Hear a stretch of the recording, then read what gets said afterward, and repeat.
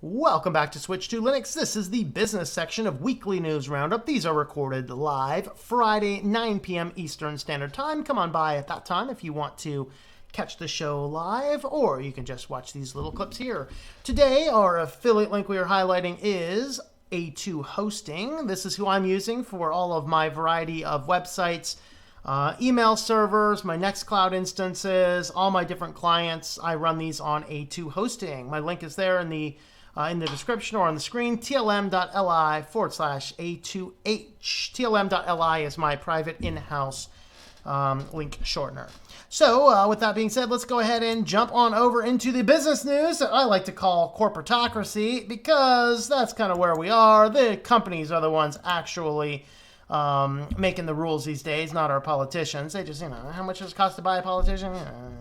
Not too much, actually. I want to start today with this very fascinating article from Grubhub. So Grubhub is apparently buying up thousands of restaurant URLs, web addresses, so that they're mom and the pop stores that own those. So if I owned, Tom's Cool Bakery, and I'm doing my little business as Tom's Cool Bakery, and Grubhub comes down and says, hey, we got a little deal over here. And I'm like, I kind of like to add delivery, so sure, let's go ahead and sign up for Grubhub. What Grubhub would end up doing is they would go on, and anything related to these businesses that either use their services or maybe not even use their services yet, Grubhub was buying up the domain names. So they would go and buy, tomscoolbakery.com, tcb.com, whatever. And they would do all of these different things. And then what they would do is they would throw up mock sites. So when somebody gets online and searches, they find something that they think the customer thinks is that restaurant's website, calls the restaurant for Grubhub, and then Grubhub would be adding extra fees for a commission affiliate. So basically, in addition to when somebody calls you and they use Grubhub and they, the delivery guy comes, they send it all out. Of course, Grubhub gets a percentage of that. But then if the person would also be referred to somewhere else, then Grubhub would also take off even more of the price. So eventually it got to the point where Grubhub from several businesses was actually taking more of the money for that service than the business owner would make. Now there's parts of this, and I'm reading this going, well, you're a really stupid business owner, and parts of this that go, yeah, maybe Grubhub needs slapped from on high. And so there's no single party here who's completely in the right or completely in the wrong. But this is a fascinating argument. Now, first and foremost, regarding them buying up all these domains, they did respond back to this article and said in here, where's it at? It says that... I passed it over here somewhere. Okay, they said Grubhub has never cybersquatted. So cybersquatting is when you know somebody owns a business or something, you go in, you buy the domain, and then you basically hold it hostage, because if a domain is purchased out of the domain registry online, you own it. And I could take this domain and say, well, I know that this is high profile, and I'm going to squat it, and I'm going to grab this domain, and, if the person wants to own it, they're going to have to pay me a lot of money for it. In fact, the most high profile, and this is so old you'd have to go look it up, most high profile case is right back around the time Microsoft bought hotmail.com. Some wires were crossed, and they forgot to renew the domain. In about 3 seconds after the domain hit the open market again, it was purchased by a bad adult website company. So then the ownership of hotmail.com went from, at that time, one of the most popular email platforms to don't send Johnny there. So it ended up costing Microsoft a lot of money to get their domain back. And that's what they did. They saw something, they did something completely legal. Oh, the domain went up, let's buy it. They paid their $20 for it. And within the next day, they made a payout. And so that's cybersquatting. So Grubhub says, we've never cybersquatted, which is identified by ICANN as generally bad faith registration of another person's trademark in a domain. Grubhub's PR person was lying out of their teeth, and they need to be slapped for that alone, because that's exactly what Grubhub was doing. Unless they posted on those individual websites, this is a Grubhub website, That's exactly what they're doing. And I would love to see that challenged in court, because if a reasonable person were to go to the website and think they were calling a number that was that restaurant, and think that that website is owned by that restaurant and it's really controlled by another entity who's scraping more money off the top of that restaurant's cost, absolutely, I think any judge would look at that and go, yes, you are cyber squatting and taking somebody's trademark and profiteering off of this.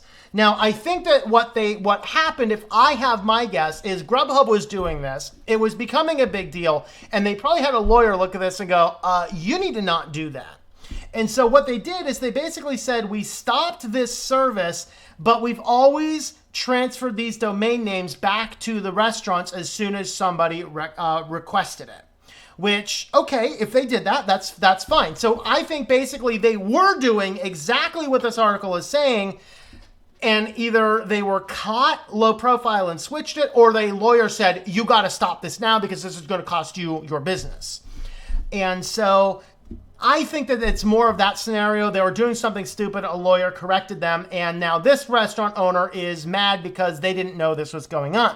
Now, the reason I say this is not entirely Grubhub is because the sad woes story of this business owner comes down here and just like, she reviewed her statements. It was obvious. Grubhub's commission fees has been inching up and up over the years since she'd been working with the platform. There was a flat rate fee which hovered on 3 or 4%, but then there were marketing fees and costs for additional promotions. She says she feels like the platform is increasingly pay to play. Spend more to promote your restaurant and see your search rankings rise. Cut down on marketing spend and watch your restaurant fall to the bottom.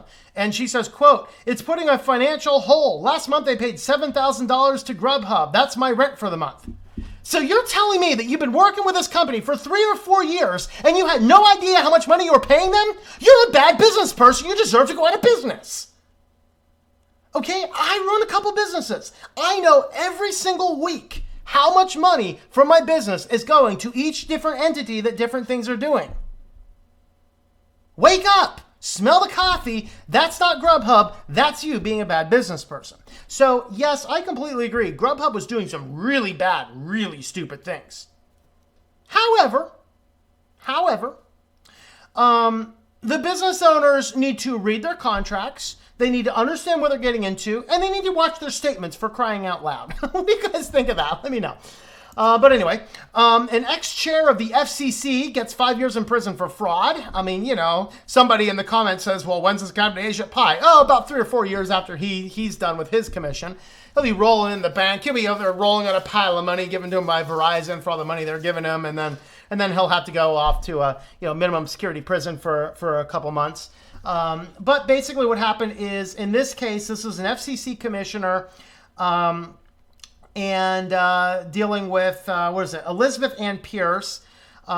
So basically she was trying to field bids, and then she kept on putting in fake invoices trying to raise the bids high enough. She got caught because enough people pulled out and said, no, we're not going to do this.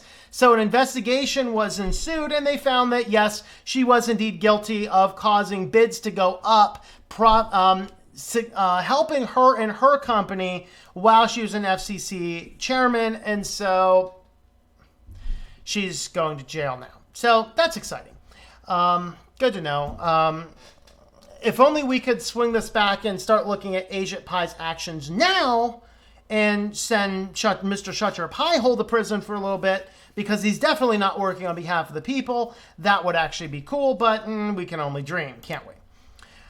All right, just a little thing. I just kind of included this one because it's just, I talk about iRobot enough. Of course, iRobot, these are the companies that have the autonomous vacuum cleaners that are going around mapping your house, determining your Wi-Fi. Now they're putting lawnmowers on the streets. All we need, robotic AI-powered lawnmowers running through the cities. I'm frightened, people. Well, now they're actually buying into an educational company. So the idea here is that you have this cute little device here, get these little eyes, and this is used to teach kids how to do programming. So you can put it on a board and, and I'm not sure how effective these things are. I don't see these as actually being programming as much as drag and drop little goofy things. I don't know.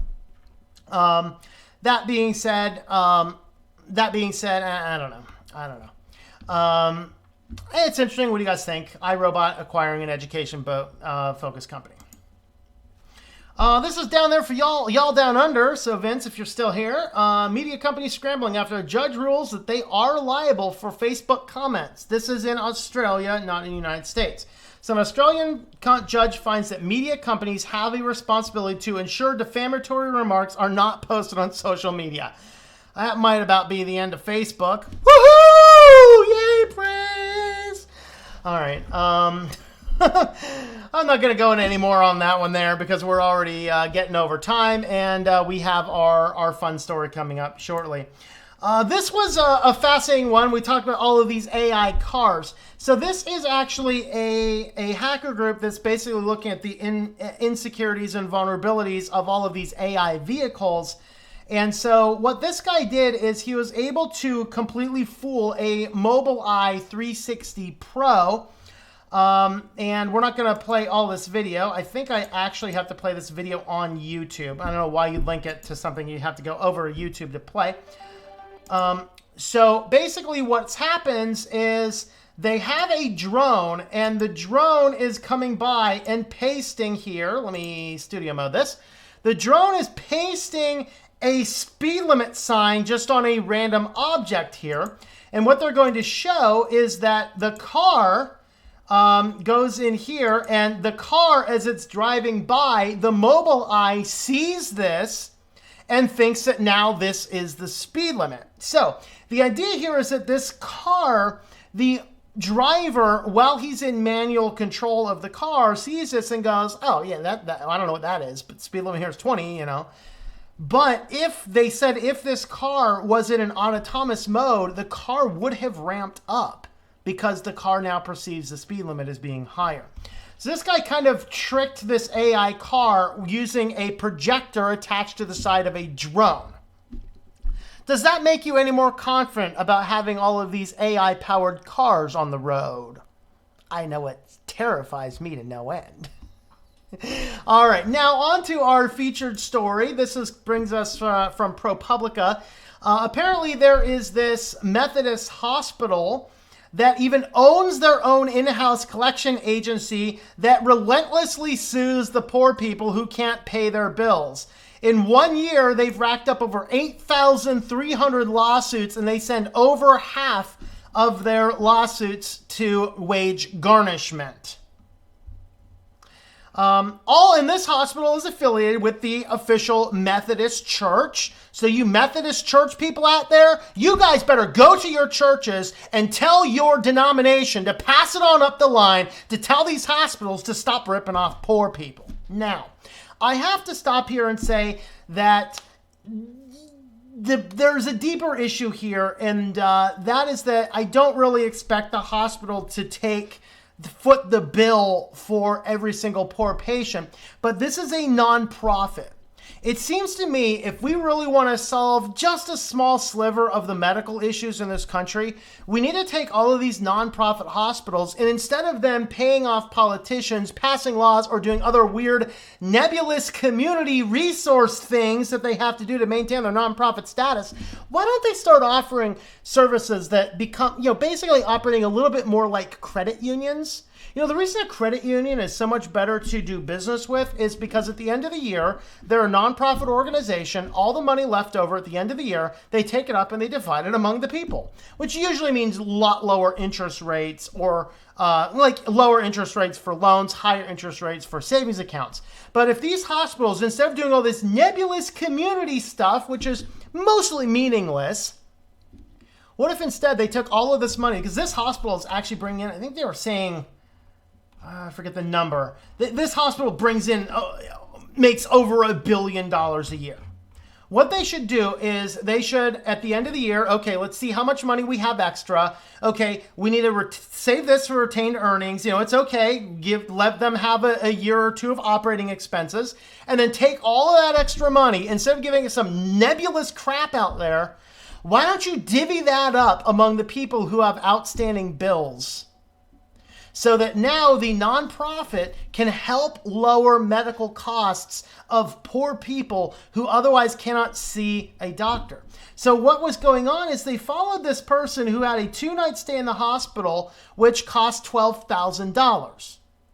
Okay, first and foremost, we have a serious health crisis, which is because medical costs are just too high. They're like, you can die or sell us your firstborn child and 3 or 4 limbs. Which would you like to do? Does that not sound like the devil? All right. But it costs $12,000. That is ridiculous. Okay, this person has never made more than $12 an hour. Sure, maybe we can say, help the woman find a better job, maybe? I don't know. But this was about 10 years ago. They sue her. They keep on sending her into wage garnishment. Now she owes $33,000 on the same $12,000 bill. She's never getting out of it. So they said that she just kept on getting wage garnishment, but she can't get garnished because she doesn't make enough money. So they just keep on adding stuff on top of it. It's just like, what is going on?